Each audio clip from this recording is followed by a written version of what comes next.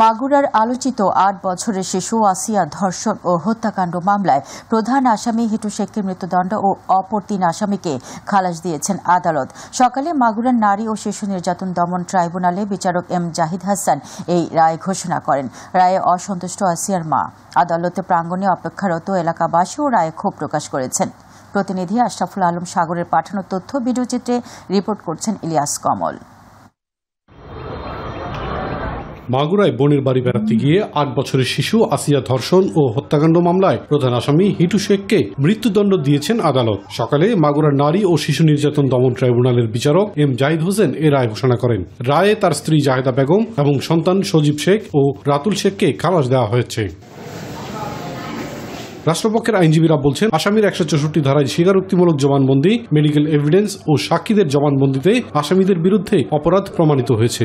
রায়ে সন্তোষ প্রকাশ করেছেন স্বরাষ্ট্র মন্ত্রণালয়ের আইন কর্মকর্তা। স্বাধীন বিচার ব্যবস্থায় অতি অল্প সময়ের মধ্যে জনগুরুত্বপূর্ণ এই মামলার যে রায় আজকে ঘোষিত হয়েছে, সেই রায়ে প্রধান আসামিকে মৃত্যুদণ্ড দেয়ায় প্রসিকিউশনের দাবি অনুযায়ী, এভিডেন্স অন রেকর্ড অনুযায়ী রাষ্ট্রপক্ষ থেকে আমরা সেটাকে সন্তুষ্ট হয়েছি।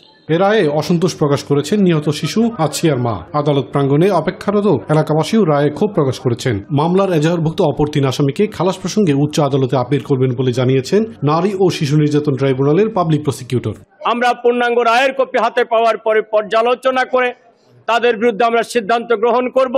প্রয়োজনে আমরা তাদের বিষয়ে উচ্চ আদালতের আশ্রয় গ্রহণ তথা আমরা আপিল দাখিল করব।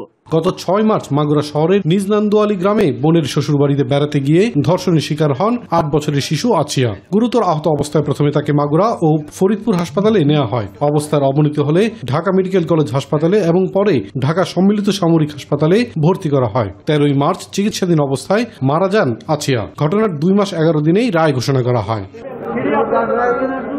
ইলিয়াস কমল, মাই টিভি। বিনা জামানত এবং লাভে বিনিয়োগ দেওয়া গেলে তরুণ এবং বেকার যুবক যুবতীরা চাকরির পেছনে না ছুটে নিজেদেরকে উদ্যোক্তা হিসেবে গড়ে তুলতে পারবে বলে মন্তব্য করে সেজন্য ভিন্ন আইন এবং অথরিটির মাধ্যমে মাইক্রো ক্রেডিট ব্যাংক স্থাপনের নির্দেশনা দিয়েছেন প্রধান উপদেষ্টা প্রফেসর ডক্টর মোহাম্মদ ইউনূস। রাজধানীতে মাইক্রো ক্রেডিট অথরিটি ভবনের উদ্বোধনী অনুষ্ঠানে তিনি এই নির্দেশনা দেন। আরও জানাচ্ছেন মাহবুব সৈকত। রাজধানীর শেরেবাংলা নগরে মাইক্রো ক্রেডিট অথরিটি ভবনের উদ্বোধনী অনুষ্ঠানে যোগ দেন প্রধান উপদেষ্টা ডক্টর মোহাম্মদ ইউনূস।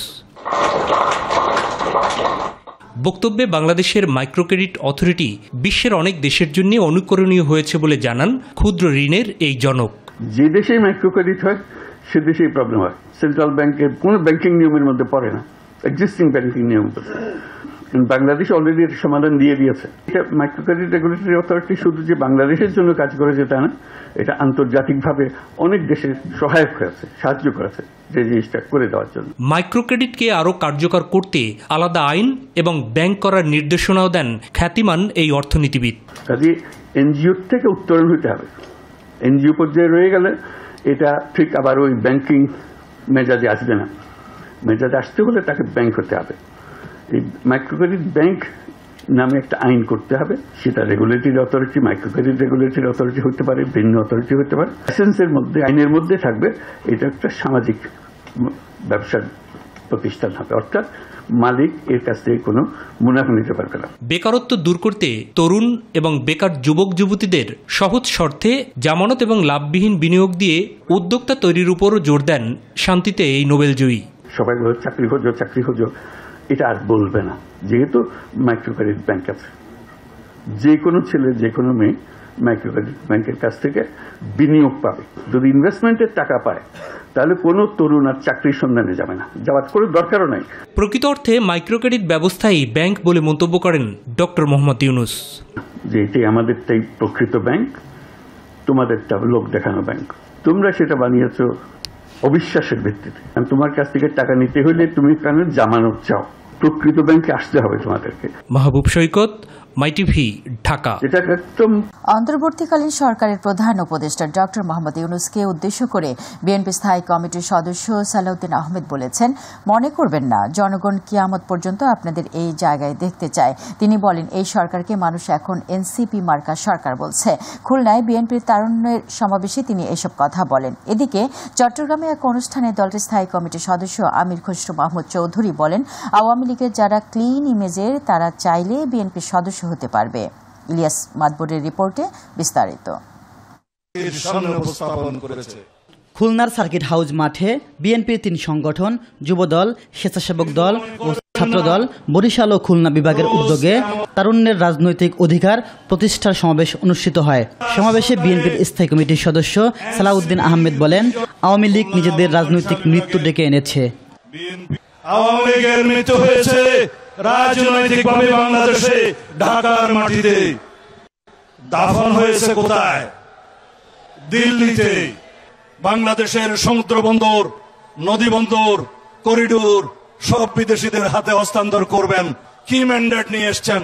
আপনার একমাত্র ম্যান্ডেট বাংলাদেশে একটি সাধারণ নির্বাচন অনুষ্ঠান করা।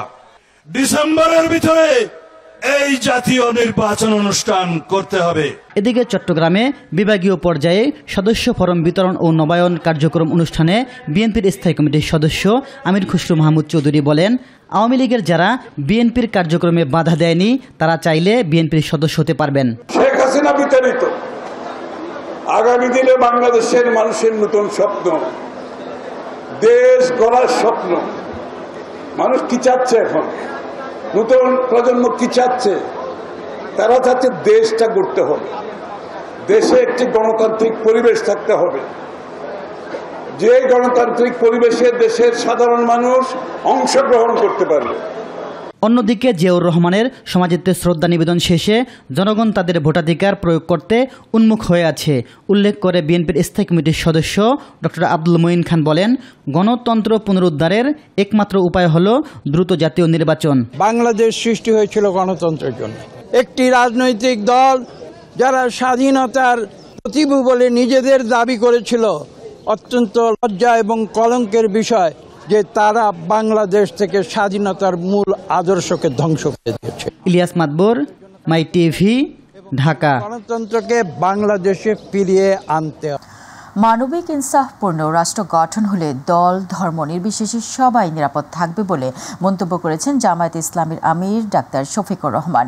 বাংলাদেশে জামায়াতে ইসলামী মহানগর উত্তর কর্তৃক আয়োজিত সহযোগী সদস্য সমাবেশে প্রধান অতিথির বক্তব্যে তিনি এসব কথা বলেন। দুর্নীতিবাজ প্রতিষ্ঠিত উচ্চ পদস্থ ডাকাতের ভূমিকায় অবতীর্ণ মন্তব্য করে তিনি বলেন, যুবকদের ছাড়া কোনো সমাজ পরিবর্তন সম্ভব নয়, তাই তাদেরকে বুকে টেনে নেওয়ার আহ্বান জানান জামায়াত আমির।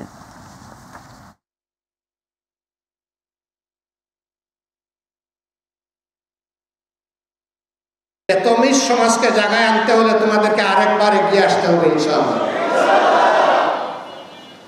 আমরা তোমাদের জন্য আগামীর একটি সভ্য মানবিক বাংলাদেশ গড়ে তুলতে চাই। আমাদের বয়স দেখে তোমরা বুঝতেই পারছো কবরের সাথে আমাদের দূরত্ব কমে এসেছে, কিন্তু আমরা প্রশান্তি নিয়ে দুনিয়া থেকে যেতে চাই যে আমাদের পরবর্তী বংশধরেরা বাংলাদেশে একটা পৌরাণিক মানবিক সমাজ পেয়েছে। বিএনপি নেতা ইঞ্জিনিয়ার ইশরাক হোসেনকে মেয়র পদে বসানোর দাবিতে নগর ভবনের সামনে থেকে লং মার্চ করে সচিবালয় ঘেরাও কর্মসূচি পালন করেছে তার সমর্থকরা। সকালে নগর ভবনের সামনে থেকে ইশরাকের সমর্থকরা সচিবালয়ের দিকে যেতে চাইলে, শিক্ষা ভবনের সামনে যেতে চাইলে পুলিশ তাদের বাধা দেয়। পরে তারা আবারও নগর ভবনের সামনে গিয়ে বিক্ষোভ করে। বিক্ষোভকারীদের দাবি, ইশরাক হোসেনকে মেয়র পদে বসালে ঢাকাবাসীর ভোটের অধিকার ফিরে আসবে। এই দাবিতে রোববার আবারও বিক্ষোভ কর্মসূচি পালন করার ঘোষণা দেন তারা। ঢাকা দক্ষিণ সিটি কর্পোরেশনের মেয়র হিসেবে শপথ গ্রহণের জন্য প্রস্তুত বলে জানিয়েছেন বিএনপি নেতা ইশরাক হোসেন। তবে এই ইস্যুতে কালক্ষেপণ করা হচ্ছে বলে অভিযোগ তুলেছেন তিনি। বলেন, নির্বাচন কমিশনের গেজেট প্রকাশের 20 দিন পার হলেও মেয়র হিসেবে শপথ পড়ানোর কোনো উদ্যোগ নেয়নি সরকার। সন্ধ্যায় জাতীয় প্রেসক্লাবে এক সংবাদ সম্মেলনে ইশরাক এসব অভিযোগ তোলেন। বিচারক ও বিচার কার্য নিয়ে জাতীয় নাগরিক পার্টি এনসিপি বিষোদ্গার করছে বলে অভিযোগ করেন এই বিএনপি নেতা। যে আইনি বিষয়ে আমরা জোরালো ভাবে আমরা জোর দিচ্ছি, অন্য কোনো কিছু আমরা করছি না। আমরা কোনো আন্দোলনের দলীয় ঘোষণাও দেই নাই, কিছুই করি নাই। জনগণ স্বতঃস্ফূর্তভাবে তারা প্রতিবাদ করছে, এটা জনগণের অধিকার, তারা প্রতিবাদ করতেই পারে এবং করেই যাবে, আমি আশা রাখি। এখন গ্যাজেট প্রকাশের 20 দিন হয়ে গিয়েছে, এখন পর্যন্ত কেন শপথ গ্রহণ করানোর কোনো পদক্ষেপ নেওয়া হচ্ছে না এবং কালক্ষেপণ করা হচ্ছে? এই বিষয়ে আপনাদের কাছে প্রশ্ন রাখলাম এবং আমি এটার মাধ্যমে রেকর্ড রেখে দিলাম যে আমরা শপথ নেওয়ার জন্য প্রস্তুত এবং আমরা চিঠি প্রদান করেছি। এখানে আপনাদেরকে কিছু কপি দেওয়া হয়েছে, একদম আমার চিঠি, গ্যাজেট এবং পুরো আইন, পুরো রায়ের কপি, সবকিছুই সরকারের বিভিন্ন দফতরে আমরা রেজিস্টার্ড পোস্ট এবং রিসিভড কপি দিয়ে আমরা দিয়ে এসেছি। সরকার বিনিয়োগ নিয়ে জাঁকজমকপূর্ণ আয়োজন করলেও কাঙ্ক্ষিত বিদেশি বিনিয়োগ আসেনি বলে অভিযোগ করেছেন বিএনপির ভারপ্রাপ্ত চেয়ারম্যান তারেক রহমান।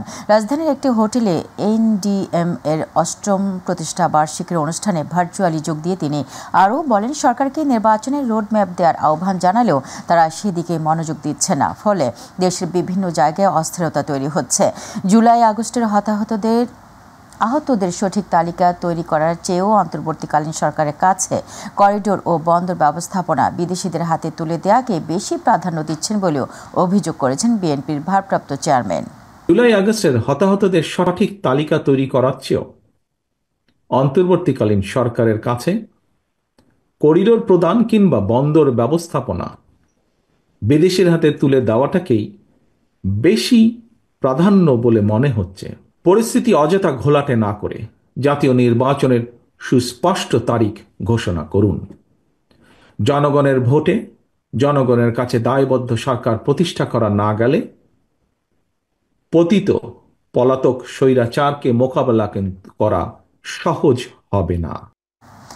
সর্বসাধারণের চলাচল ও জনশৃঙ্খলা রক্ষার স্বার্থে 18 মে রোববার থেকে পরবর্তী নির্দেশ না দেওয়া পর্যন্ত রাজধানীর গুরুত্বপূর্ণ বেশ কিছু এলাকায় সকল প্রকার সভা, সমাবেশ, মিছিল, শোভাযাত্রা ও বিক্ষোভ প্রদর্শন নিষিদ্ধ করা হয়েছে।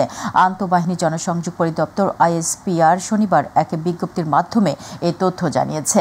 নিষেধাজ্ঞা জারি করা এলাকাগুলো হল কচুক্ষেত সড়ক, বিজয় সরণি হতে প্রধান উপদেষ্টার কার্যালয় হয়ে বীরশ্রেষ্ঠ শহীদ জাহাঙ্গীর গেট সংলগ্ন এলাকা, বিএফ শাহীন কলেজ থেকে মহাখালী ফ্লাইওভার সংলগ্ন এলাকা, সৈনিক ক্লাব মোড়, ভাসানটেক, মাটিকাটা, ইসিবি চত্বর ও সংলগ্ন এলাকা। আইএসপিআর পক্ষ থেকে জানানো হয়েছে, জননিরাপত্তা ও জনগণের স্বাভাবিক জীবনযাত্রা অক্ষুণ্ণ রাখার লক্ষ্যেই এই পদক্ষেপ নেওয়া হয়েছে। আইএসপিআর জনসাধারণকে এই নির্দেশনা মেনে চলার জন্য অনুরোধ জানিয়েছে।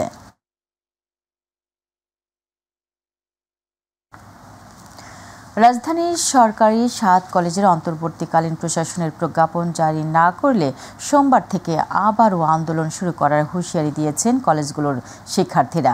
বিকেলে রাজধানীর ইডেন কলেজে এক সংবাদ সম্মেলনে তারা এই দাবি জানান।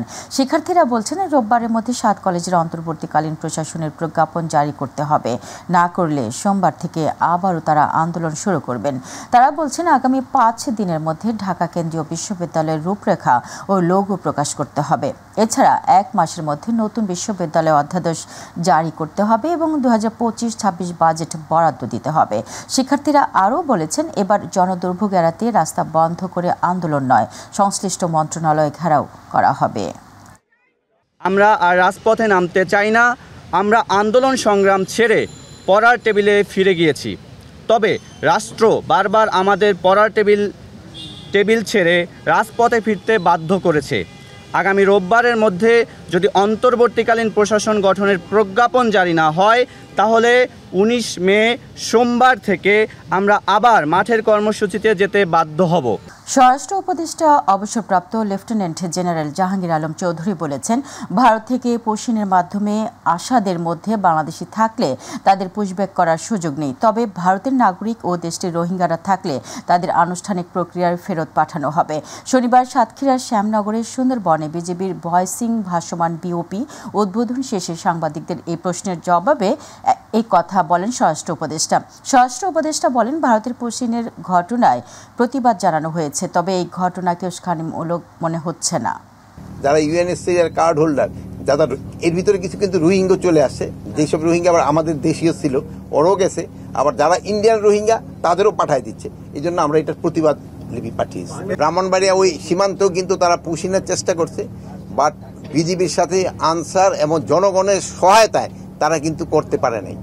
এইসব এলাকায় আমি আপনাদের অনুরোধ করব, আপনারা সবাই যদি সহযোগিতা করেন ইন্ডিয়া পুশিন করতে পারবে না। নারী সংস্কার কমিশনের প্রতিবেদন প্রত্যাখ্যান করেছে। কমিশনটির বিলুপ্তি দাবি করেছে নারী অধিকার আন্দোলন নামের একটি সংগঠন। নারী সংস্কার কমিশনের প্রতিবেদনের উপর আয়োজিত একটি সেমিনারে বক্তারা এর তীব্র সমালোচনা করেন। ধানমন্ডির একটি মিলনায়তনে সেমিনারটিতে বিভিন্ন পেশার নারীরা অংশ নেন। আফজাল হোসেনের রিপোর্টে বিস্তারিত। নারীর অধিকার রক্ষা ও বৈষম্যমূলক আইন পরিবর্তনের সুপারিশ নিয়ে গেল 19 এপ্রিল প্রধান উপদেষ্টা অধ্যাপক মোহাম্মদ ইউনুসের কাছে প্রতিবেদন জমা দেয় নারী বিষয়ক সংস্কার কমিশন। জামাতে ইসলামী, হেফাজতে ইসলামের পাশাপাশি বিভিন্ন নারী সংগঠনও সেই প্রতিবেদনের তীব্র বিরোধিতা করে আসছে। কমিশনের রিপোর্টের বিভিন্ন বিষয় নিয়ে ধানমন্ডিতে এক সেমিনারের আয়োজন করে নারী অধিকার আন্দোলন নামের একটি সংগঠন। এতে বিভিন্ন শ্রেণী পেশার নারীরা অংশ নেন। বিয়ে, তালাক, অভিভাবকত্ব, ভরণ পোষণ এবং উত্তরাধিকার সহ বিভিন্ন বিষয়ে নারী কমিশনের প্রস্তাবের তীব্র বিরোধিতা করেন বক্তারা। এই ধরনের যদি কথায় কথায় ফৌজদারি কেসের একটা ব্যবস্থা করে দেয়, ধর্ষক বানিয়ে দেয় স্বামীকে, তাহলে কি হবে যে বর্তমানে ছেলে মেয়েদেরকে আরো বিয়ে শাদীর প্রতি ভীতি তৈরি হবে, অনীহা সৃষ্টি হবে এবং লিভ টুগেদার করার জন্য তারা উৎসাহিত হবে। পতিতা এবং হিজড়াদেরকে সামাজিকভাবে পুনর্বাসনের এবং রাষ্ট্রীয়ভাবে দায়িত্ব নেওয়ার কোনো সুপারিশ করা হয়নি, বরং এখানে খুব হাস্যকর একটা কথা বলা হয়েছে। আপনারা এর আলোচনাটা আগে শুনেছেন। এটার ব্যাপারে আমাদের প্রশ্ন করা দরকার ছিল, কয়জন পতিতা তাদের এই অবস্থা নিয়েই বহন করে নিয়ে চলে যেতে চায়। কারণ আমরা জানি, ওরাও জানে যে তাদের বয়স যখন 30-35 পার হয়ে যায় তখন তারা আর এই পেশায় থাকতে পারে না। বাংলাদেশের সংবিধানের চাইতে মোটা একটা বই তারা পেশ করেছেন। This is nothing just to eye wash. কমিশনের প্রতিবেদনে এমন অনেক সুপারিশ করা হয়েছে যা এদেশে বৃহত্তর মুসলিম জনগোষ্ঠীর সভ্যতা ও কৃষ্টি, আকিদা ও বিশ্বাস, নৈতিক ও সামাজিক মূল্যবোধের পরিপন্থী। অবিলম্বে নারী কমিশনের প্রস্তাব বাতিল করে অংশীজনের সমন্বয়ে অন্তর্ভুক্তিমূলক কমিশন গঠনের দাবিতে 13 দফা প্রস্তাব দিয়েছে নারী অধিকার আন্দোলন। আফজাল হোসেন, মাই টিভি, ঢাকা। সংবাদ শেষ করব ডেলিভারি ম্যানের সুখ দুঃখের খবর জানিয়ে। সময় বাঁচাতে ও ঝক্কি ঝামেলা এড়াতে মানুষের মধ্যে শপিং মল বা দোকানে যাওয়ার প্রবণতা কমছে। দিন দিন জনপ্রিয় হয়ে উঠছে অনলাইন কেনাকাটা। পোশাক আশাক থেকে শুরু করে খাবার সবকিছু এখন ঘরে বসে অর্ডার করলে মেলে। এক ক্লিকে দ্রুত সময়ে পছন্দের পণ্যটি পাওয়া যাচ্ছে ঘরের দরজায়। আর রোদ, বৃষ্টি, ঝড় উপেক্ষা করে দাঁড়ে দাঁড়ে পণ্য পৌঁছানোর পেছনে কাজ করছেন হাজারো মানুষ। পড়াশোনা বা অন্য কিছু ফাঁকে পার্ট টাইম এই কাজে দিনে গড়ে আয় হচ্ছে 1 থেকে 1.5 হাজার টাকা। তাদের সুখ দুঃখ নিয়ে আরও জানাচ্ছেন শিমুল খান।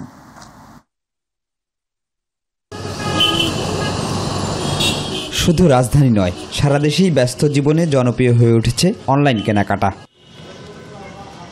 পোশাক, গয়না, বই, সাজসজ্জার সরঞ্জাম থেকে চেয়ার টেবিল, কি মেলে না অনলাইনে? মেলে মুখরোচক খাবারও। আর গ্রাহকের কাছে এসব পৌঁছাওয়ার কাজ করছেন ডেলিভারি ম্যানরা। এমনই একজন জীবন সংগ্রামে টিকে থাকা 50 ঊর্ধ্ব বয়সী মাহফুজ মিয়া। জীবন সংগ্রামে হার না মানা এই মানুষটির এই বয়সেও খাদ্য বা যে কোনো পণ্য হোম ডেলিভারি দিয়ে করছেন উপার্জন। কলেজ, ইউনিভার্সিটি, বেকার যুবক যারা আছে তারা এখানে কাজ করে বেশ ভালো একটা আর্নিং করতেছে। এটা একটা স্বাধীন পেশা। আমার যখন ইচ্ছা হলো আমি কাজ করলাম, যখন ইচ্ছা হলো আমি কাজ করলাম না। যতক্ষণ কাজ করবো ততক্ষণ আমার ইনকাম সোর্সটা থাকবে, আর যতক্ষণ আমি কাজ করবো তত আমার ইনকাম সোর্স থাকবে।